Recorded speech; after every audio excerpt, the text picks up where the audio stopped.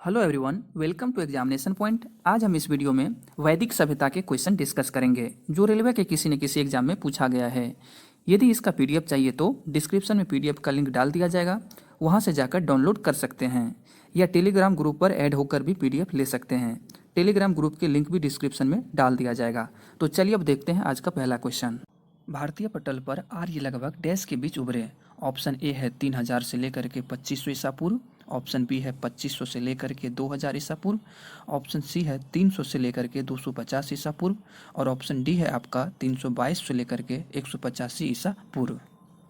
इस क्वेश्चन के ऑप्शंस के अकॉर्डिंग हम ऑप्शन बी को करेक्ट आंसर मान सकते हैं, क्योंकि भारत में आर्यों का आगमन 1500 ईसा पूर्व में हुआ था, जबकि इस क्वेश्चन के किसी भी ऑप्शन में नहीं है। बट इस क्वेश्चन के ऑप्शन के अकॉर्डिंग देखें तो 1500 ईसा पूर्व ऑप्शन बी के ज़्यादा क्लोज है बाकी ऑप्शन के रिस्पेक्ट में, इसीलिए ऑप्शन बी को हम सही मान सकते हैं। क्वेश्चन नंबर 2, आर्य कब भारत आए थे? ऑप्शन ए है आपका 2500 से लेकर के 1800 ईसा पूर्व, ऑप्शन बी है 2000 से लेकर 1500 ईसा पूर्व, ऑप्शन सी 2000 ईसा पूर्व और ऑप्शन डी है आपका 1500 से लेकर के 1000 ईसा पूर्व।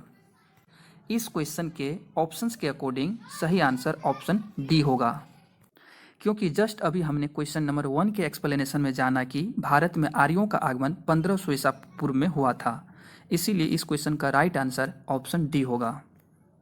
क्वेश्चन नंबर 3, आर्य लोग भारत में कहाँ से आए थे? ऑप्शन ए है पूर्वी Europe, option B Australia, option C मध्य एशिया, ऑप्शन डी दक्षिण पूर्व एशिया। तो इसका सही आंसर होगा ऑप्शन सी यानी कि मध्य एशिया। आर्य लोग भारत में कहाँ से आए थे? ये एक विवादित क्वेश्चन है, क्योंकि अलग अलग विद्वानों का अलग अलग राय है। जैसे बाल गंगाधर तिलक के अनुसार आर्य उत्तरी ध्रुव से आए थे, दयानंद सरस्वती के अनुसार आर्य तिब्बत से आए थे, मैक्स मुलर के अनुसार आर्य मध्य एशिया से आए थे। मैक्स मुलर के इस स्टेटमेंट से अधिकांश विद्वान सहमत हुए, क्योंकि मध्य एशिया में जो समुदाय थी या फिर बोल सकते हैं जो सभ्यता विकसित हुई थी वो काफ़ी हद तक वैदिक सभ्यता से मैच होता है। यही कारण है कि अधिकांश विद्वान इस विचार से सहमत थे कि आर्य मध्य एशिया क्षेत्र से ही भारत में आए हैं। तो इस क्वेश्चन का सही आंसर ऑप्शन सी यानी कि मध्य एशिया होगा। क्वेश्चन नंबर 4, आर्य भारत में किस रूप में आए थे? सौदागर तथा खानाबदोश, शरणार्थी, आक्रमणकारी और प्रवासी। तो इसका सही आंसर होगा ऑप्शन सी यानी कि आक्रमणकारी। कहने का मतलब हुआ कि आर्य भारत में आक्रमणकारी के रूप में आए थे। क्वेश्चन नंबर 5, निम्नलिखित में से कौन सा वेद सबसे प्राचीन है? सामवेद, यजुर्वेद, अथर्ववेद या फिर ऋग्वेद। तो इसका सही आंसर होगा ऑप्शन डी ऋग्वेद। आर्य लोग भारत में कहाँ से आए थे? ये एक विवादित क्वेश्चन है, क्योंकि अलग अलग विद्वानों का अलग अलग राय है। जैसे बाल गंगाधर तिलक के अनुसार आर्य उत्तरी ध्रुव से आए थे, दयानंद सरस्वती के अनुसार आर्य तिब्बत से आए थे, मैक्स मुलर के अनुसार आर्य मध्य एशिया से आए थे। मैक्स मुलर के इस स्टेटमेंट से अधिकांश विद्वान सहमत हुए, क्योंकि मध्य एशिया में जो समुदाय थी या फिर बोल सकते हैं जो सभ्यता विकसित हुई थी वो काफ़ी हद तक वैदिक सभ्यता से मैच होता है। यही कारण है कि अधिकांश विद्वान इस विचार से सहमत थे कि आर्य मध्य एशिया क्षेत्र से ही भारत में आए हैं। तो इस क्वेश्चन का सही आंसर ऑप्शन सी यानी कि मध्य एशिया होगा। क्वेश्चन नंबर 4, आर्य भारत में किस रूप में आए थे? सौदागर तथा खानाबदोश, शरणार्थी, आक्रमणकारी और प्रवासी। तो इसका सही आंसर होगा ऑप्शन सी यानी कि आक्रमणकारी। कहने का मतलब हुआ कि आर्य भारत में आक्रमणकारी के रूप में आए थे। क्वेश्चन नंबर 5, निम्नलिखित में से कौन सा वेद सबसे प्राचीन है? सामवेद, यजुर्वेद, अथर्ववेद या फिर ऋग्वेद। तो इसका सही आंसर होगा ऑप्शन डी ऋग्वेद। ऋग्वेद को सबसे प्राचीन वेद माना जाता है। इसकी रचना 1500 ईसा पूर्व से लेकर के 1000 ईसा पूर्व के बीच हुई थी। बाद में यानी कि उत्तर वैदिक काल में सामवेद, यजुर्वेद और अथर्ववेद की रचना हुई थी।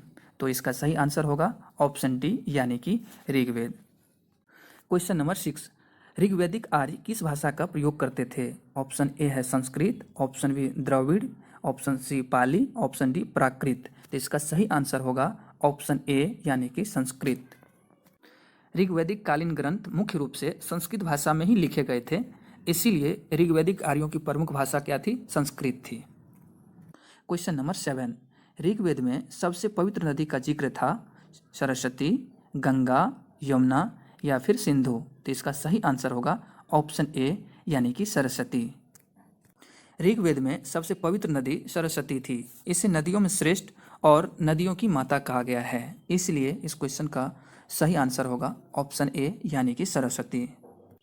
शास्त्रीय संगीत के सिद्धांत की विवेचना की गई है। ऑप्शन ए ऋग्वेद में, ऑप्शन बी अथर्ववेद में, ऑप्शन सी यजुर्वेद में और ऑप्शन डी है सामवेद में। तो इसका सही आंसर होगा ऑप्शन डी यानी कि सामवेद में। कहने का मतलब ये हुआ कि शास्त्रीय संगीत के जो सिद्धांत की विवेचना की गई है वो किस में की गई है, वो सोमवेद में की गई है। तो इसलिए इस क्वेश्चन का सही आंसर ऑप्शन डी यानी कि सामवेद होगा। क्वेश्चन नंबर 10, वैदिक युग के लोगों द्वारा सर्वप्रथम किस धातु का प्रयोग किया गया था? चांदी, सोना, लोहा या फिर तांबा। तो इसका सही आंसर होगा ऑप्शन डी तांबा। वैदिक युग के लोगों द्वारा सर्वप्रथम तांबा धातु का प्रयोग किया गया था।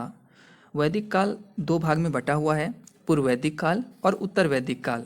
यदि पूर्व वैदिक काल की बात करें तो इस समय तक तांबा को एक धातु के रूप में प्रयोग किया जाता था, जबकि लोहा का प्रयोग उत्तर वैदिक काल में शुरू हुआ। तो इसलिए इसका सही आंसर ऑप्शन डी तांबा होगा। क्वेश्चन नंबर 11, ब्राह्मणवाद जिसे कि आज एक श्रेष्ठ वर्ग के रूप में समझा जाता है की जड़ें थी ऋग्वेद काल में, गुप्त काल में, उत्तर वैदिक काल में, ईसा युग की आरंभिक शताब्दियों में। तो इस क्वेश्चन का सही आंसर होगा ऑप्शन डी यानी कि ईसा युग की आरंभिक शताब्दियों में। ब्राह्मणवाद का रूप उत्तर वैदिक काल में वर्ण व्यवस्था के कठोर नहीं होने के कारण इसकी जड़ें पनप नहीं पाई थी, लेकिन ईसा युग की आरंभिक शताब्दियों की बात करें तो ईसा युग की आरंभिक शताब्दियों में देखने को मिलता है। तो इसलिए इसका सही आंसर ऑप्शन डी होगा। क्वेश्चन नंबर 12, प्राचीन हिंदू विधि का लेखक किसको कहा जाता है? ऑप्शन ए है वाल्मीकि को, ऑप्शन बी है वशिष्ठ को, ऑप्शन सी है मनु को या फिर ऑप्शन डी आपका है पाणिनि को। तो इसका सही आंसर होगा ऑप्शन सी यानी कि मनु को।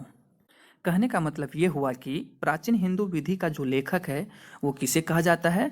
तो मनु को कहा जाता है। तो इसलिए इसका सही आंसर होगा option C. Question number 13, Hindu विधि पर एक पुस्तक मिताक्षरा किसने लिखी? Option A Nayachandra, option B Amoghavarsha, option C Vijnaneshwara या फिर आपका ऑप्शन डी है कंबन। तो इसका सही आंसर होगा ऑप्शन सी यानी कि विज्ञानेश्वर। हिंदू विधि पर एक पुस्तक मिताक्षरा थी जिसकी रचना विज्ञानेश्वर ने की थी, या ऐसे भी बोल सकते हैं कि हिंदू विधि पर एक पुस्तक मिताक्षरा विज्ञानेश्वर ने लिखी थी। क्वेश्चन नंबर 14, वैदिक युग में बहुविवाह प्रथा अज्ञात थी, बाल विवाह प्रमुख था, विधवा पुनर्विवाह कर सकती थी, अनुलोम विवाह स्वीकृत था। तो इसका सही आंसर होगा ऑप्शन डी अनुलोम विवाह स्वीकृत था। अनुलोम विवाह में उच्च वर्ण का पुरुष कनिष्ठ वर्ण की स्त्री यानी कि निम्न वर्ग की स्त्री से विवाह कर सकता था। वैदिक युग के आरंभ में वर्ण व्यवस्था ज़्यादा कठोर नहीं था, इसी कारण समाज में अनुलोम विवाह स्वीकृत था। तो इसलिए इस क्वेश्चन का सही आंसर ऑप्शन डी यानी कि अनुलोम विवाह स्वीकृत था। क्वेश्चन नंबर 16, स्कंद पुराण में गढ़वाल को किस नाम से जाना जाता है? केदारखंड, कुर्मांचल, जालंधर या फिर गढ़देश। तो इसका सही आंसर होगा ऑप्शन ए यानी कि केदारखंड।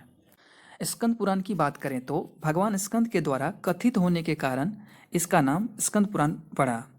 इसमें गढ़वाल को केदारखंड और कुमाऊं को मानखंड कहा गया है। तो इस क्वेश्चन का सही आंसर होगा केदारखंड यानी कि ऑप्शन ए। क्वेश्चन नंबर 17, शब्द निष्क का अर्थ वैदिक काल में आभूषण था, जिसका अर्थ बाद में प्रयोग हुआ शास्त्र, कृषि के उपकरण, लिपि या फिर सिक्का। तो इसका सही आंसर होगा ऑप्शन डी यानी कि सिक्का। निष्क शब्द का प्रयोग प्रारंभिक रूप से वैदिक काल में आभूषण था, बाद में इसका प्रयोग सिक्का के रूप में किया जाने लगा। तो इसलिए इसका सही आंसर ऑप्शन डी यानी कि सिक्का हुआ।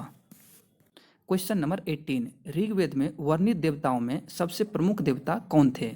इंद्र, विष्णु, सूर्य या फिर ब्रह्मा। तो इसका सही आंसर होगा ऑप्शन ए यानी कि इंद्र। ऋग्वेद का प्रमुख देवता इंद्र को माना गया है। इंद्र को विश्व का स्वामी भी कहा गया है।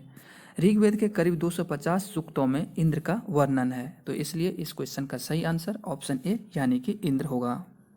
क्वेश्चन नंबर 19, वैदिक देवता इंद्र ईश्वर थे पवन के, शाश्वतता के, वर्षा एवं वज्र के या फिर अग्नि के? तो इसका सही आंसर होगा ऑप्शन सी, यानी कि वर्षा एवं वज्र के। वैदिक देवता यानी कि वैदिक काल के देवता इंद्र को वर्षा का देवता कहा गया है, जिनका प्रिय अस्त्र वज्र था। इसीलिए इस क्वेश्चन का सही आंसर होगा ऑप्शन सी, यानी कि वर्षा एवं वज्र। क्वेश्चन नंबर 20, ऋग्वेद का प्रमुख देवत्व कौन है? Option A Marut, option B अग्नि, ऑप्शन सी शक्ति या फिर ऑप्शन डी वरुण। तो इसका सही आंसर होगा ऑप्शन बी, यानी कि अग्नि। वैसे तो इस क्वेश्चन का सही आंसर इंद्र होगा, जिसके बारे में 250 श्लोक है ऋग्वेद में, बट किसी भी ऑप्शन में इंद्र नहीं होने के कारण सही आंसर अग्नि होगा, जिसके लिए ऋग्वेद में 200 श्लोक हैं और इंद्र के बाद अग्नि को दूसरा सबसे प्रमुख देवता माना गया है।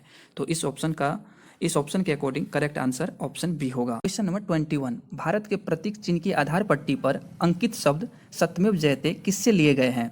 ऋग्वेद से, शतपथ ब्राह्मण से, रामायण से, मुंडकोपनिषद से? तो इसका सही आंसर होगा ऑप्शन डी, यानी कि मुंडकोपनिषद। मुंडकोपनिषद में सत्य के महत्व को बताने के लिए सत्यमेव जयते शब्द का प्रयोग किया गया है, तो इसीलिए इसका सही आंसर ऑप्शन डी होगा। क्वेश्चन नंबर 22, पुराणों की कुल संख्या कितनी है? 20, 16, 14 या फिर 18? तो इसका सही आंसर होगा ऑप्शन डी, यानी कि 18। 18 पुराण में अलग अलग देवी देवताओं को केंद्र मानकर पाप और पुण्य, धर्म और अधर्म, कर्म और अकर्म की गाथाएं कही गई है। कुछ पुराणों में सृष्टि के आरंभ से अंत तक का विवरण दिया गया है, तो इसका आंसर होगा ऑप्शन डी, यानी कि 18। क्वेश्चन नंबर 23, गायत्री मंत्र का सर्वप्रथम उल्लेख कहाँ मिलता है? ऋग्वेद में, अथर्ववेद में, उपनिषद में या फिर पुराणों में? तो इसका सही आंसर होगा ऑप्शन ए, यानी कि ऋग्वेद में। गायत्री मंत्र का सर्वप्रथम उल्लेख ऋग्वेद के तृतीय मंडल में मिलता है, जिसकी रचना विश्वामित्र ने की थी। तो इसका आंसर होगा ऑप्शन ए, यानी कि ऋग्वेद। क्वेश्चन नंबर 25, ऋग्वैदिक काल से पूर्व आर्यों का मुख्य व्यवसाय क्या था? शिल्पकारी, पशुपालन, खेती या फिर व्यापार?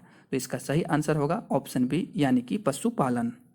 ऋग्वैदिक काल से पूर्व आर्यों का मुख्य व्यवसाय जो था वो था पशुपालन। ऋग्वैदिक काल में पशुधन और गाय पर विशेष चर्चा की गई है। ऋग्वैदिक काल में कृषि का उल्लेख केवल 24 बार हुआ है और बाद में यानी कि उत्तर वैदिक काल में कृषि आर्यों का मुख्य व्यवसाय हो गया। तो इस क्वेश्चन का करेक्ट आंसर होगा ऑप्शन बी, यानी कि पशुपालन। क्वेश्चन नंबर 26, 4 आश्रम निम्नलिखित में से संबंधित है? जीवन के चरणों से, जाति से, राजाओं और महात्माओं के निवास स्थान से, आर्य समाज के धार्मिक और पूजनीय स्थान से? तो इसका सही आंसर होगा ऑप्शन ए, यानी कि जीवन के चरणों से।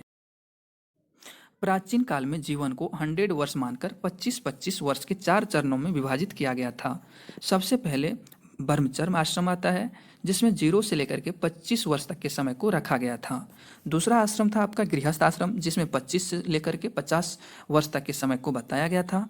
और थर्ड था वानप्रस्थ आश्रम, जिसमें 50 से लेकर के 75 वर्ष तक के समय को बताया गया था। और लास्ट था आपका संन्यास आश्रम, जिसमें 75 से लेकर के 100 वर्ष तक के समय को बोला गया था।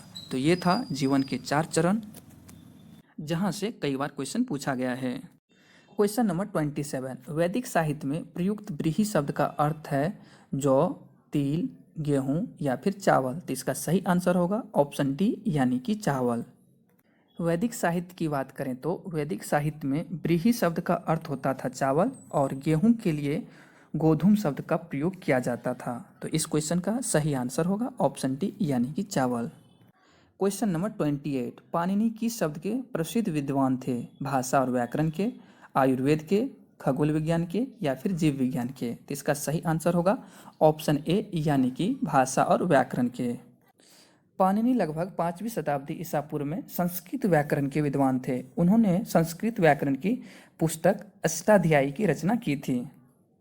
तो ये थे वैदिक सभ्यता के क्वेश्चन जो रेलवे के मोस्टली एग्जाम्स में पूछे जाते हैं। तो आज के लिए बस इतना ही।